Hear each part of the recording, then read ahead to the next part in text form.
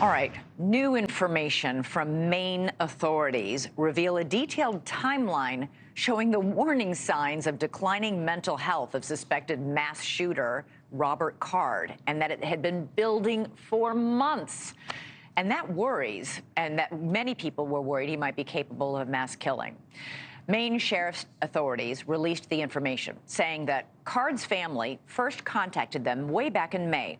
They said that Robert Card's mental health had started to decline in January, and they warned the police that he had access to firearms. Then, in July, Card claimed he was hearing voices and was talking about shooting up his military reserve unit. And at that point, the military sent him to a mental health facility where he was released after 2 weeks. Then, August 5th, Card was denied permission to buy a silencer by a Maine gun shop owner. He had answered yes on a form that said he had been treated for mental health, had been in a hospital, and the gun shop owner said that disqualified him. Then, September 15th, sheriff's deputies did a wellness check on Card. He wasn't home, so the deputy issued an alert to other law enforcement agencies to try and find him. It warned that Card was armed and dangerous. September 16th, the deputies returned to his home a second time. Still, Card doesn't come to the door. Then, on the 17th, the deputy spoke to Robert Card's brother, who said he would try and get all of Robert's guns. There's no word if that was ever done. But October 18th, the police alert to locate Robert Card was canceled.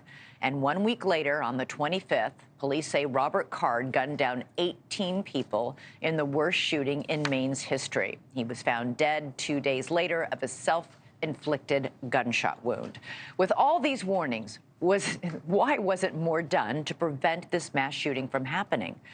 Joining us with more now is Jesse Weber, NewsNation legal contributor and Law and Crime Network host, and Jennifer Coffindaffer, NewsNation's Law and Justice contributor and a former FBI agent.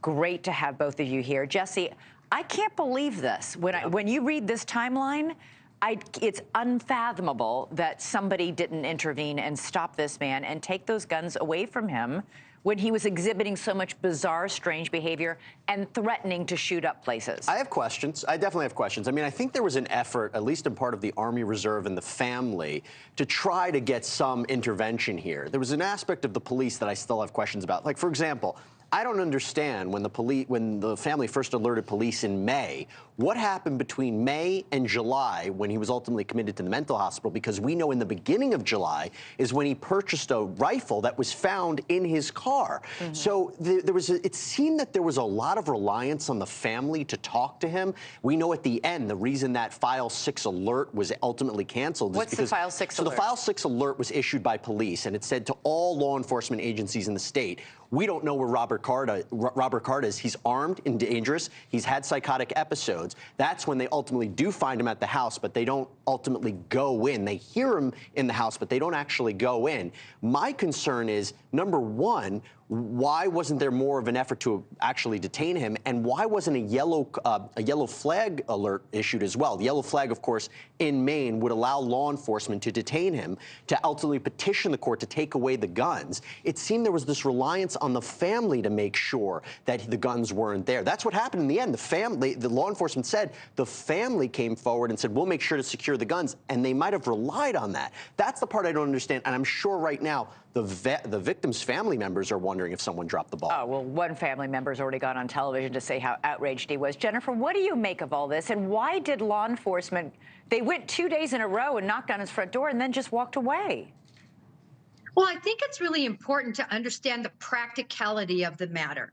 So initially, law enforcement was notified of these issues, but it was incumbent on law enforcement then to start the investigation and to begin getting this matter into a judge's court so that a court order could be obtained so that law enforcement could then go to the home and collect the firearms. So there were a lot of steps that just quite frankly didn't happen because It was never initiated. But can you... Thanks so much for watching. Go to joinnn.com to find NewsNation on your television provider.